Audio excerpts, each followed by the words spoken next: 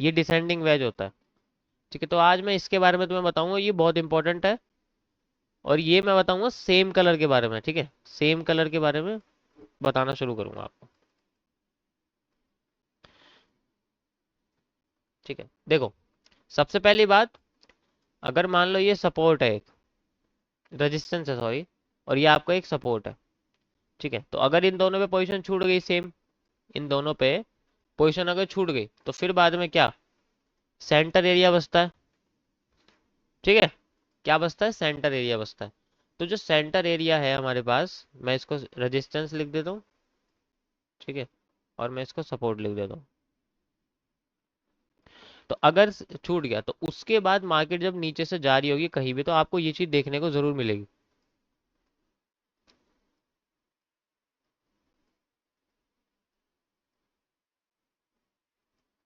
बस इसी का उठाना है,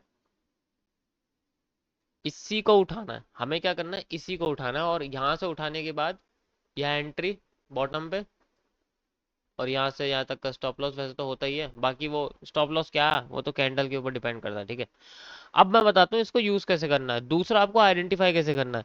याद रहे, जब भी आप ये वाला ये जो आप वेज देख रहे हो, ये एक असेंडिंग वेज है। अभी मैं डिसेंडिंग वेज के बारे में बात कर रहा हूँ।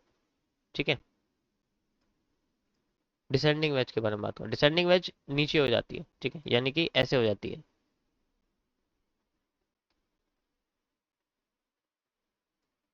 ठीक है, डिसेंडिंग वेज ऐसे हो जाती है। एक मिनट।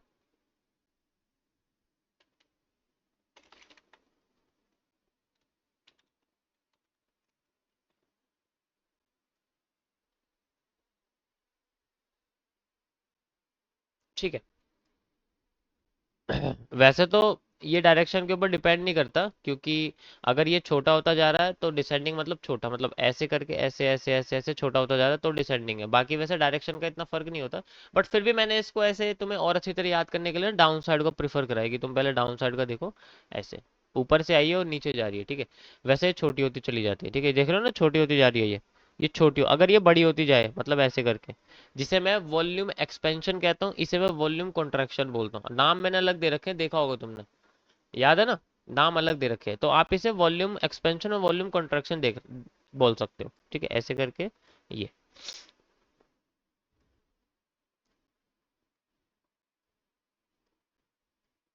ठीक है, ऐसे करके तो ये जो होता है छोटा होता चला जाता है।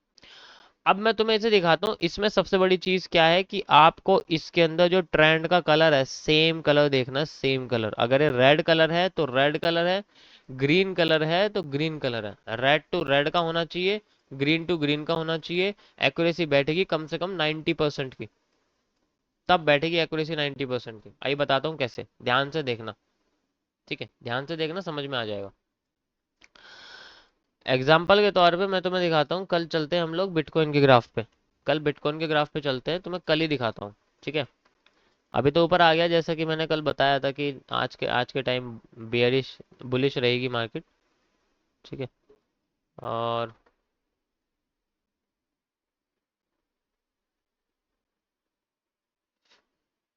गुड मॉर्निंग है, गुड मॉर्निंग। ये देखो, कंसिडर करो कि ये आपका एक है ना, ये एक रेजिस्टेंस है, ओके, और ये आपका एक सपोर्ट है, मान लो यहाँ से लेके यहाँ तक का एक सपोर्ट है। ठीक है, और यहाँ से पीछे से कनेक्टेड हो रहा है, ये हो रहा है ना, यहाँ से कनेक्ट हो,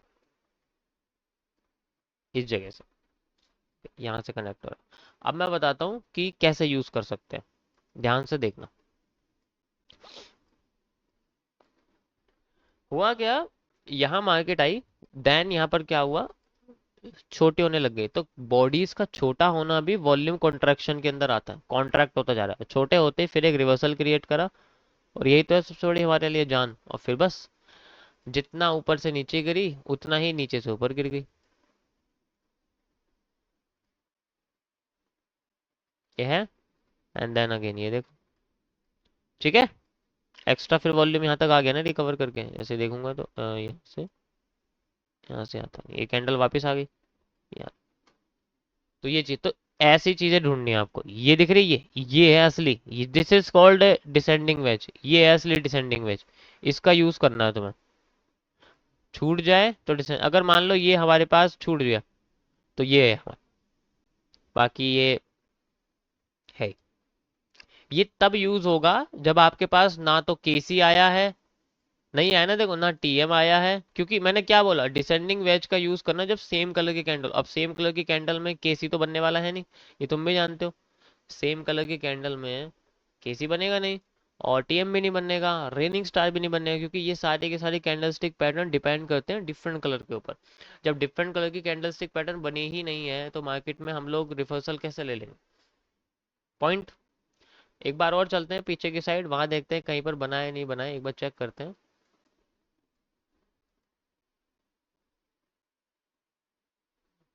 देखा, ये एग्जैक्ट वैसे ही बन गया जैसे मैंने डिजाइन कर ऐसा क्यों होता है?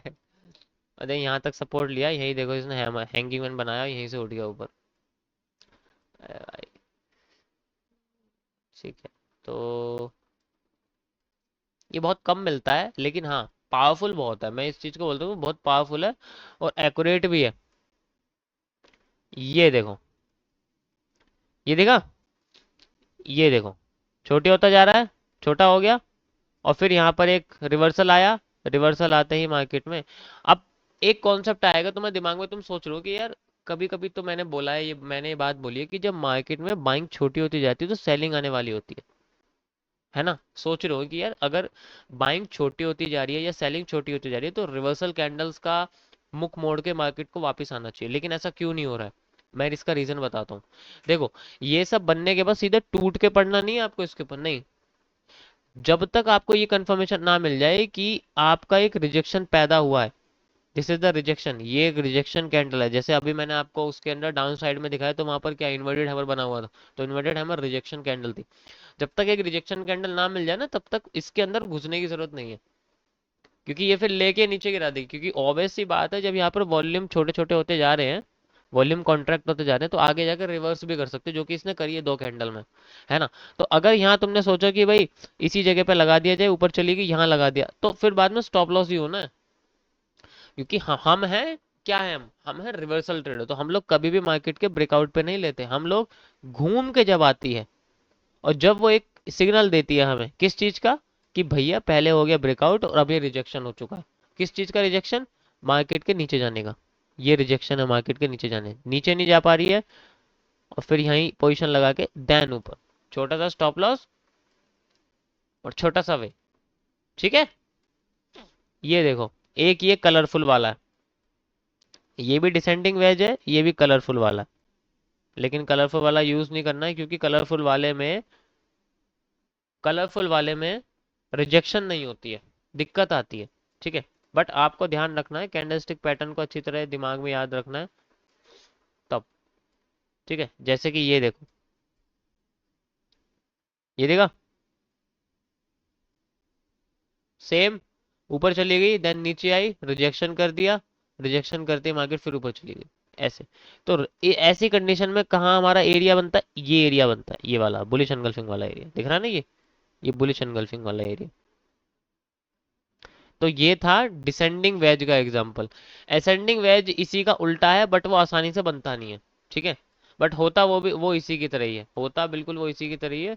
जब एरिया छूट जाए तो यही काम आता है, जब एरिया छूट जाए तो यही काम आता है दूसरी कंडीशन पे, जब सेम कलर की कैंडल बन जाए, जैसे कि एग्जांपल के तौर पे ये देखो, वैसे तो यहाँ पर रेनिंग स्टार है बट फिर भी यहाँ पर हमारे पास एक डिसेंडिंग वेज मिला है। ये कैसा भी हो सकता है, मिनिमम देखो, ये मिनिमम अमाउंट है डिसेंडिंग वेज के बनने का, मिनिमम अमाउंट ऑफ कैंडल, मतलब 3 कैंडल तो होनी चाहिए कम से कम। उसके बाद देखो, उसके बाद क्या हुआ, अबे भाई हर चीज लिंक्ड होती है। उसके बाद ऊपर उठ गई, इसका मतलब डिसेंडिंग वेज काम कर गया। अब ऊपर जाने के लिए कंटिन्यूएशन हम क्या करते हैं, this is a rejection candle, simple rejection candle है, कुछ नहीं है, बढ़िया सा हैमर बना हुआ है, no SL and then move. Scalping है तो ज्यादा ऊपर तक की तो जरूरत ही नहीं है, समझे?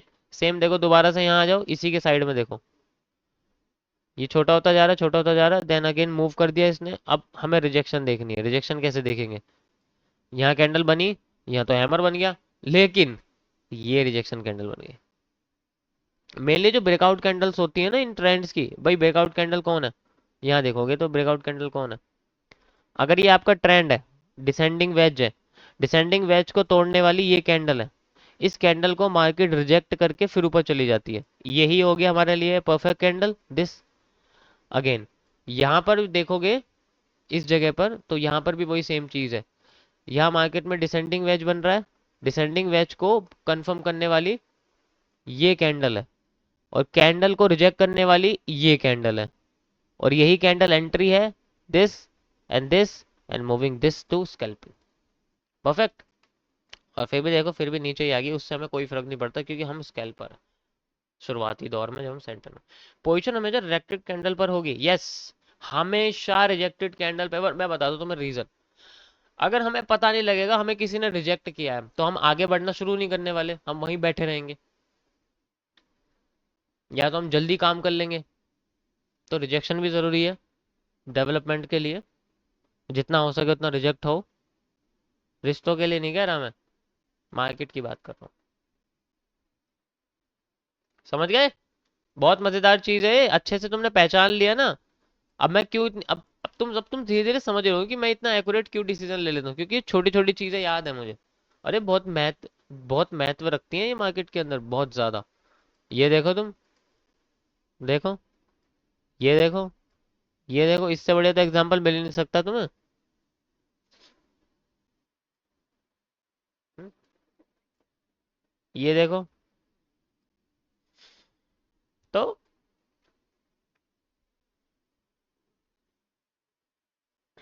ठीक है।